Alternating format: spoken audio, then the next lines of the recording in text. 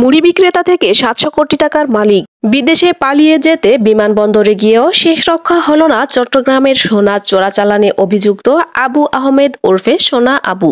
গতকাল রোববার ঢাকার শাহজালাল আন্তর্জাতিক বিমানবন্দরের পুলিশের হাতে আটক হন তিনি। আজ সোমবার তাকে চট্টগ্রাম নগরের ডবলমুরিং থানার পুলিশ ঢাকা থেকে চট্টগ্রাম নিয়ে আসে।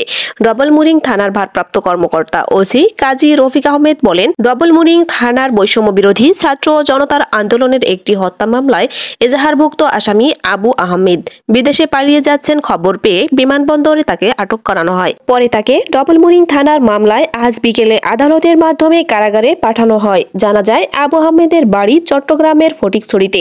১৯৯১ সালে শ্রমিক ভিসা নিয়ে দুবাই যান তিনি। বিদেশ যাওয়ার আগে দেশে মুড়ি বিক্রি করলেও সেখানে গিয়ে রাতারাতি বনে যান সোনা চোরাচালানি ও হুন্ডি কারবারি। বছরখানেক আগে CID financial crime unit Abu আহমেদের ৭২১ কোটি ১৭ লক্ষ টাকার সম্পদের খোঁজ পায়।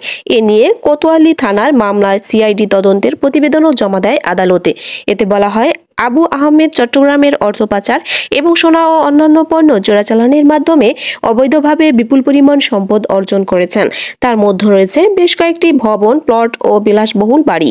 দুবাইয়েও তার ৩টি দোকান রয়েছে। তদন্তে প্রমাণ মিলেছে, Abu Ahmed Farhad trading, real trading, nice telecom centre, Rupa telecommunication সহ বিভিন্ন প্রতিষ্ঠানের নামে ২১টি ব্যাংক অ্যাকাউন্ট খোলেন, যাতে লেনদেন হয়েছে বিপুল পরিমাণ টাকা। ২০১৩ সালের ৩ আগস্ট চট্টগ্রাম নগরের হিলভিউ আবাসিক এলাকার বাসার সামনে থেকে হঠাৎ অপহৃত হন আবু। তখনই প্রথম আইন শৃঙ্খলা রক্ষাকারী বাহিনীর সামনে উঠে আসে আবু নামের রহস্যময় এক বিত্তশালীর নাম।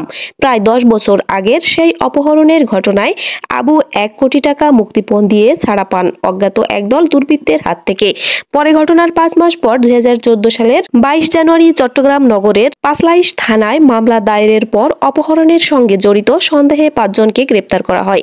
তবে সোনা চোরাচালানের হোতা হিসেবে আবুর নাম প্রথম আলোচনায় আসে ২০১৪ সালে। ওই বছর ঢাকার চোরাচালানের সোনা উদ্ধারের পরপর ৩টি ঘটনায় দৃশ্যপটে চলে আসেন আবু। এর মধ্যে ১০৫ কেজি ওজনের সোনার প্রথম চালানটি ধরা পড়ে রাজধানীর শাহজালাল আন্তর্জাতিক বিমানবন্দরে। পরে একই বিমানবন্দরে ৫২৫টি সোনার বার সহ ধরা পড়ে বিপুল পরিমাণ সৌদি মুদ্রার অপর একটি চালান। ৬১ কেজি সোনা সহ আরেকটি চালান ধরা পড়ে ঢাকার নয়াপল্টন থেকে।